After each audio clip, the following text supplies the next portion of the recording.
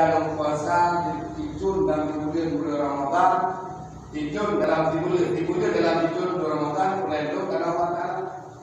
Negeri dua tu kita lihat tidurnya dulu.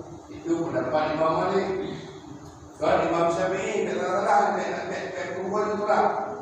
Imam Syafi'i wajib punya niat malam dia. Apabila anak muda niat malam anak kota yang kami. Imam Malik diganya di dunia. Ya, diganya punya niat di malam saja. Apa di malam? Tapi di unit bawah lagi malam di unit sengaja dalam puasa. Dibulir bulan Ramadan. Boleh dulu karena Ramadan.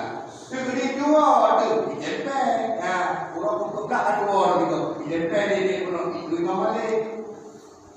Sementara Imam Hanafi diganya dia dua apabila dua malam. Dua di malam. Kalau tadi itu dibulir dia kok. Nah ini yang benar. Kita nyoba pendapat dari Imam Syafi'i kan.